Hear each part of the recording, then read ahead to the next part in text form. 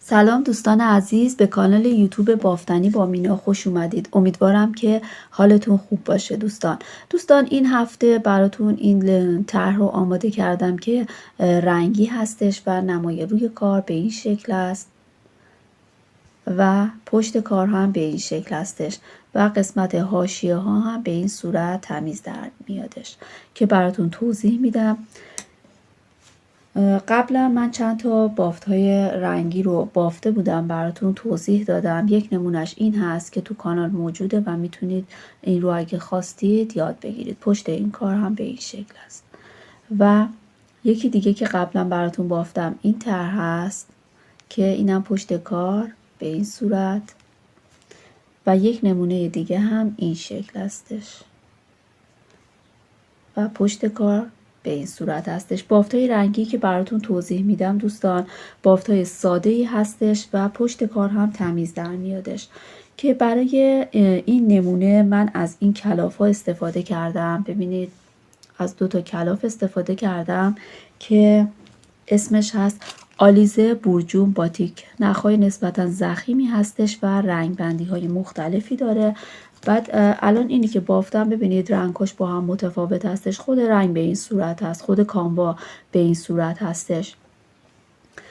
برای این بافت باید این تناسب رو رعایت بکنید. مضربی از عدد 4 هست و در انتها باید 1 دونه اضافه بکنید.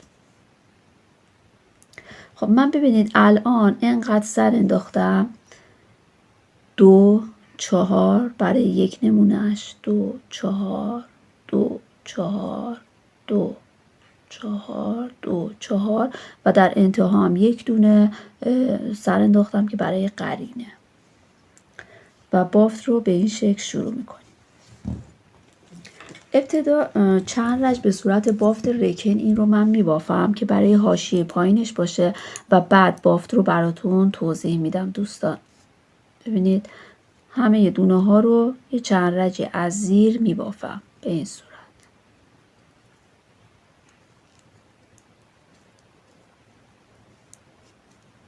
این رو یه چند رج به صورت بافت رکن میبافم.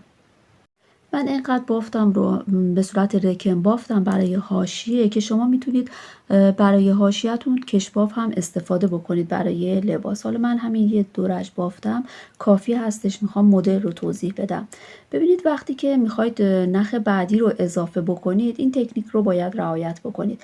نخ رو به دونه آخر که رسیدید نخ رو بیارید سمت خودتون، این دونه رو نبافید و بعد نخ رو اضافه بکنید و اون رو ببافید. به این صورت که انجام بدید باعث میشه که اون حاشیه‌تون ابتدای کارتون ببینید به این شکل تمیز در بیادش. خب الان نخ بعدی رو من اضافه میکنم و دونم رو میبافم از زیر.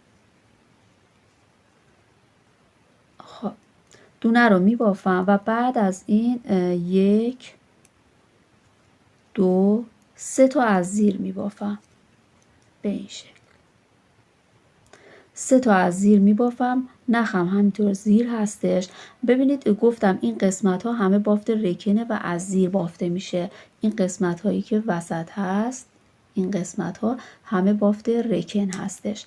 همیشه باید از زیر ببافیم توی این مدل. بعد این دونه رو نبافته وارد میل میکنم.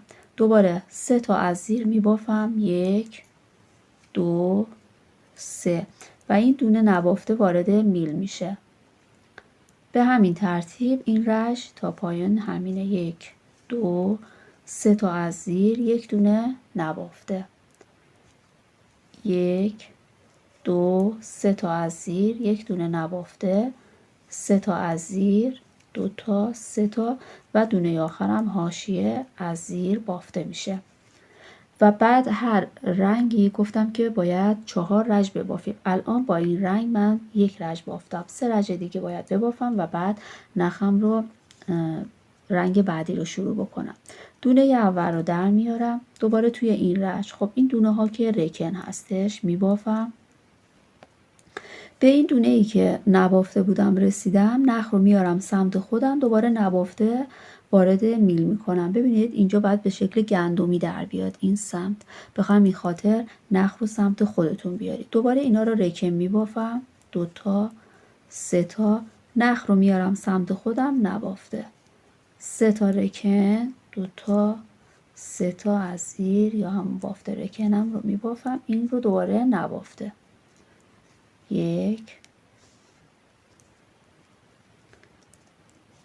2 3 تا از زیر، این نبافته،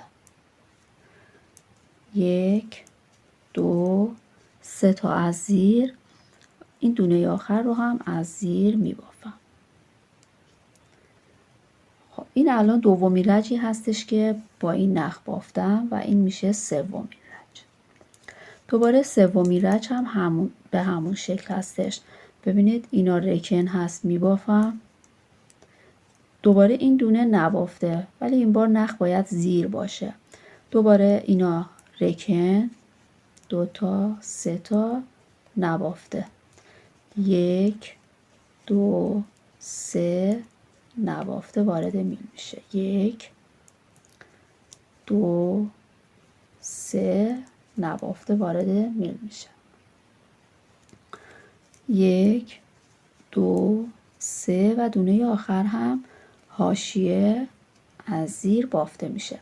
خب 3 رج بافتم، به این شکل در اومد. الان رج چهارم هستیم. رج چهارم دوباره خب اینا که به صورت بافت رکن هست میبافم. این دونه همین دونه هایی هستش که اینجا به شکل بافت گندمی بالا رفته. نخ رو میارم سمت خودم، رج چهارم این رو میبافم با این رنگ. پس رکن هام رو میبافم، 2 تا 3 تا. نخ رو سمت خودم میارم و این رو از رو میبافم، 1 2 تا 3 تا. نخ سمت خودم، این بافته میشه. دوباره 1 2 3 تا بافت رکن از زیر، این رو از رو میبافم، 1 2 3. خب ببینید الان اینجا 4 رج تموم شد. گفتم که 4 رج باید ببافیم دیگه. و دونه آخر وقتی که میخواید رنگتون رو تغییر بدید، نخ رو بیارید سمت خودتون، این رو نبافید. خب الان باید با این رنگ ببافیم. خب این رنگ رو باید استفاده بکنیم و 4 رج باید با این ببافیم. دقیقا همین کارهایی که اینجا انجام دادیم اینجا تکرار میکنیم، فقط نخمون عوض میشه. خب دوباره اینجا اینا رو رکن میبافم، 1 2 3 4. یعنی از این ابتدای کاری که انجام دادیم حالا با این رنگ این قسمت باید انجام بدیم. خب نخ زیر هست، نبافته وارد میل میشه. بافت رکنم رو میبافم، 1 2 3 تا از زیر، نبافته وارد میل میشه، 1 2 3 تا از زیر، نبافته وارد میل میشه، 1 2 3 تا بافت رکنم یا همون از زیر، نبافته وارد میل میشه، 1 2 3 تا از زیر و دونه آخر رو هم از زیر میبافیم. خب 1 رج با این رنگ بافتیم، 3 رج دیگه مونده. دونه اول رو در میارم، دوباره اینا از زیر بافته میشه. رسیدم به این دونه ای که نبافتم. این رج نخ رو سمت خودم میارم و این رو نمیبافم. دوباره اینا رو از زیر میبافم، 2 تا 3 تا. نخ سمت خودم نمیبافم، 1 2 3 تا بافت رکن. نخ رو سمت خودم میارم، این رو نمیبافم، 1 2 3. نخ سمت خودم، این رو نمیبافم، 1 2 3 تا از زیر. نخ و دونه آخر هم حاشیه است، از زیر میبافم. الان 2 رج با این رنگ بافتم. خب الان رج سوم هستیم. ببینید بافتمون به این شکل در اومده. رج سوم هستیم، همون کار رو تکرار میکنم.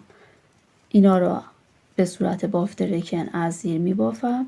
این بار ببینید این رو به این شکل میگیرم، نخ زیر هست، چون که باید اینا به صورت گندمی بیفته دیگه. اگر من نخم رو بگیرم به این صورت بافتم خراب میشه دیگه، قشنگ مشخص است. دوباره این رو نمیبافم، بافت رکنم رو میبافم 3 تا رو، 2 تا 3 تا نخ زیر، اینو نمیبافم. 1 2 3 تا از زیر، این رو نمیبافم. 1 2 3 تا از زیر، این رو نمیبافم. 1 2 3 تا از زیر و دونه آخر هم از زیر بافته میشه. خب 3 رج الان با این بافتم رج 4 هستیم. خب رج 4 گفتم که دونه هایی که نبافته بودیم تو رج 4 بافته میشه فقط.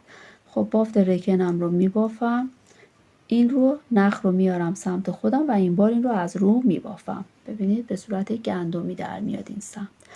بافت رکنم رو میبافم 2 تا 3 تا نخ رو سمت خودم میارم و میبافم این رو. 1 2 تا 3 تا از زیر، این رو از رو میبافم. 1 2 3 تا از زیر یا بافت رکن، این رو از رو میبافم. 1 2 3. چون 4 رج هستیم و میخوایم الان نخمون رو تغییر بدیم و با این ببافیم، نخ رو سمت خودتون بیارید و این رو نبافته وارد میل بکنید. خب الان ببینید بافتمون به این صورت در اومده و پشت کارم به این صورت تمیز در میاد. دوستان دیگه تکرار هستش، دوباره نخ بعدی رو به این صورت میارید، 4 رج به همون شکلی که براتون توضیح دادم میبافید. ببینید بافت های رکنم رو میبافم، این نخ رو سفتش میکنم، 2 تا 3 تا به این صورت بافت رکنم رو میبافم، نبافته وارد میل میشه. 1 2 تا 3 تا دیگه قشنگ مشخص هستش، به گندمی که میرسید اینجا نمیبافید. 1 2 3 تا نمیبافم. 1 2 3 تا این رو نمیبافم. 1 2 3 تا دونه آخر از زیر بافته میشه. تا انتها به همین شکل هستش و از تکرار این رج ها مدلتون درست میشه، بافتتون درست میشه. اینو نمیبافم. ببینید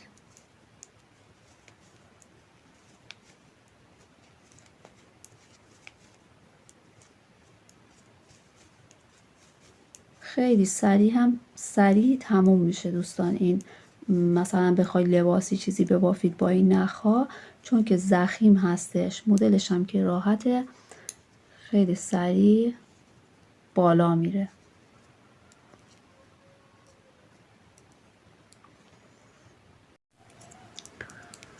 رج بعدم به این شکل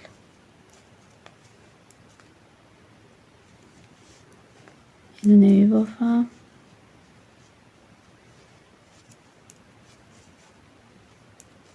اینو از زیر، اینو نمیبافم. فقط توی رج 4 هست که این دونه هایی که نبافتیم بافته میشه. نمیبافم.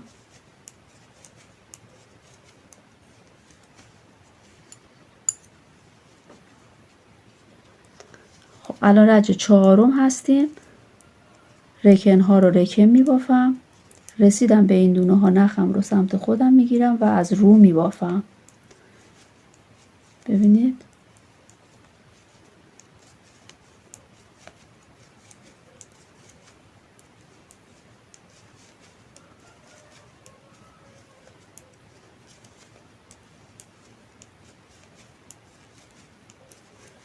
نخم رو میخوام تغییر بدم، نخ رو میارم سمت خودم و دونه رو نبافته میذارم روی میل.